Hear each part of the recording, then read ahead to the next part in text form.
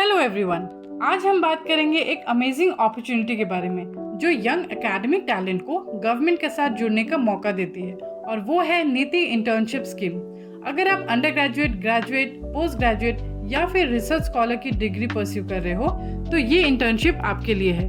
ये इंटर्नशिप आपको इंडिया या अब्रॉड के किसी भी रिकॉग्नाइज्ड यूनिवर्सिटी या इंस्टीट्यूशन में एनरोल होने पर मिल सकती है। यहाँ आपको एनालिसिस प्रोसेस में हेल्प करनी होगी, एम्पिरिकल कलेक्शन और इन्फॉर्मेशन कोलेक्ट करके। इम्पॉर्टेंट बात यह है कि ये इंटर्नशिप अनपेड होगी, लेकिन ये आपको शॉर्ट टर्म एक्सपोजर देगी गवर्नमेंट ऑफ इंडिया के नीति आयोग के अलग अलग वर्टिकल्स, डिविजन्स, यूनिट्स के साथ काम करने का।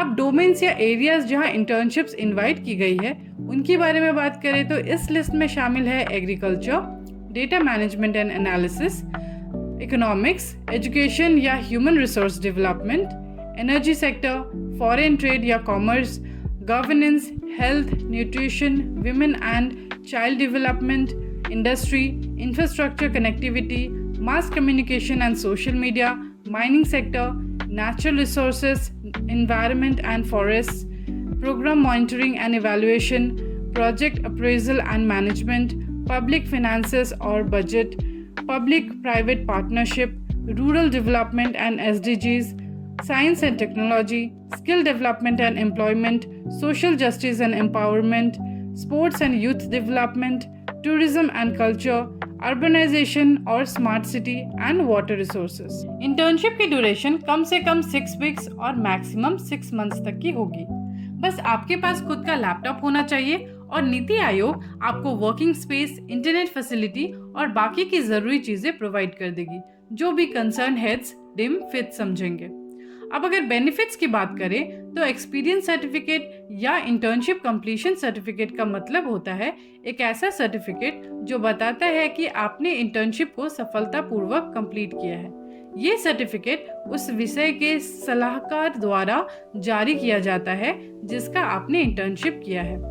इसका एक फायदा ये है कि युवा एकेडमिक टैलेंट को नीति आयोग के काम से जुड़ने का अवसर मिलता है, जिससे दोनों तरफ का फायदा होता है। मतलब जो स्टूडेंट्स या फ्रेशर्स हैं उन्हें नीति आयोग के काम में शामिल होने का अवसर मिलता है और सरकारी काम और विकास नीति मुद्दों को समझने का अवसर भी मिलता है। इससे उनका ज्ञान बढ़ता है और सरकार के काम का एक अनुभव भी मिलता है। इस इंटर्नशिप के जरिए आप सरकारी काम और विकास नीति के मसलों को समझ सकते हैं और पॉलिसी बनाने में योगदान दे सकते हैं। इसमें आपको पॉलिसी इनपुट्स देना होता है, जैसे कि तथ्यांक विज्ञान, ब्रीफिंग रिपोर्ट्स, पॉलिसी पेपर्स आदि तैयार करना। मतलब आपका योगदान सरकार के नीतियों के निर्माण में होता है। एक जरूरी बात यह भी है कि अगर आपने अपने इंटर्नशिप का समय पूरा नहीं किया तो आपको कोई सर्टिफिकेट नहीं मिलेगी।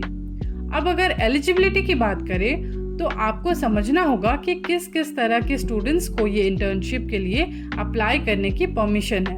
सबसे पहले अगर आप एक रिकॉग्नाइज्ड यूनिवर्सिटी या इंस्टीट्यूशन से बिलोंग करते हैं, चाहे इंडिया में हो या विदेश में, तो आप एलिजिबल हैं। अगर आप अंडर ग्रेजुएट स्टूडेंट्स हैं और आपने सेकेंड ईयर या 4th सेमेस्टर का टर्म एंड एग्जाम्स दिए हैं या उनमें अपीयर हुए हैं और आपने 12th क्लास में 85% या उससे ऊपर मार्क्स लाए हैं तो आप अप्लाई कर सकते हैं। अगर आप ग्रेजुएट स्टूडेंट हैं और आपने पोस्ट ग्रेजुएट प्रोग्राम का 1st ईयर या 2nd सेमेस्टर का टर्म और एग्ज़ाम दिया है या उसमें अपीयर हुए हैं, या फिर आप रिसर्च या PhD कर रहे हैं और आपने ग्रेजुएशन में 70% या उससे ज़्यादा मार्क्स स्कोर किए हैं, तो आप भी एलिजिबल हैं। और अगर आपने अपने फाइनल एग्ज़ाम दिए हैं या अभी ग्रेजुएट या पोस्ट ग्रेजुएट की डिग्री कंप्लीट की है और आप हायर स्टडीज़ के लिए एडमिशन का वेट कर रहे हैं, तो भी आप अप्लाई कर सकते हैं अगर आपने ग्रेजुएशन या पोस्ट ग्रेजुएशन में 70% या उससे ज़्यादा मार्क्स स्कोर किए हैं तो। लेकिन ध्यान रखिएगा कि अगर आपने स्टडीज़ कंप्लीट करके अप्लाई किया है तो आपको रिजल्ट डिक्लेयर होने के 6 महीने के अंदर ही इंटर्नशिप शुरू करनी होगी। ये सिर्फ उनके लिए है जो अपनी पढ़ाई खत्म होने के बाद अप्लाई कर रहे हैं। एप्लीकेशन 2 महीने पहले से ही करनी होगी और वो सिर्फ वही महीना वैलिड होगा जिसमें आप इंटर्नशिप करना चाहते हैं। इंटर्नशिप के दौरान आपकी अटेंडेंस 75% होनी चाहिए, वरना आपका इंटर्नशिप कंप्लीट नहीं किया जा सकेगा। और जो भी स्टूडेंट सेलेक्ट होते हैं उनके ओरिजिनल मार्कशीट्स और कॉलेज या इंस्टीट्यूशन से NOC सबमिट करना होगा, यानी कि नो ऑब्जेक्शन सर्टिफिकेट, नहीं तो उनका सिलेक्शन कैंसिल हो जाएगा। अब अगर एप्लीकेशन प्रोसेस की बात करें तो आपको सबसे पहले ऑफिशियल वेबसाइट पे जाना है, जो लिंक मैं डिस्क्रिप्शन बॉक्स में प्रोवाइड कर दूंगी। यहाँ आपको फॉर्म भरते समय कुछ इंस्ट्रक्शंस मिलेंगे। सभी डिटेल्स एप्लीकेंट की भरें। एरिया ऑफ इंटरेस्ट में सिर्फ एक ही एरिया चुनें, फिर प्रीव्यू बटन पे क्लिक करें ताकि सब डिटेल्स एक बार वेरीफाई कर सकें। प्रीव्यू पेज पे जाके सारे डिटेल्स चेक करें। अगर कुछ करेक्शन चाहिए तो एडिट बटन पे क्लिक करें। अगर सब सही है तो फाइनल सबमिशन के लिए सबमिट बटन आएगा, फिर सबमिट पे क्लिक करें। एप्लीकेंट अपने एप्लीकेशन का स्टेटस चेक कर सकते हैं इस गिवन लिंक के द्वारा, जो मैं डिस्क्रिप्शन बॉक्स में प्रोवाइड कर दूंगी। अब कुछ नोट्स है जो ध्यान में रखना जरूरी है। एप्लीकेंट सिर्फ तभी इंटर्नशिप के लिए एलिजिबल हैं अगर वो गाइडलाइंस में मेंशन की गई मिनिमम एलिजिबिलिटी क्राइटेरिया को पूरा करते हैं। इंटर्नशिप के लिए एप्लीकेंट सिर्फ ऑनलाइन मोड में 1st से लेकर के 10th तक हर महीने के लिए एक्सेप्ट की जाएगी, कोई और मोड एक्सेप्ट नहीं किया जाएगा। सबमिशन से पहले सारी डिटेल्स को चेक कर लेना चाहिए। किसी भी बदलाव के लिए कोई कॉरेस्पॉन्डेंस नहीं किया जाएगा। एप्लीकेशन सबमिट करने के बाद रजिस्ट्रेशन नंबर को नोट कर लेना चाहिए फ्यूचर रेफरेंस के लिए। अगर किसी टेक्निकल या और किसी रीज़न से एप्लीकेशन सबमिट नहीं हो पाता तो नीति आयोग कोई जिम्मेदारी नहीं लेता है।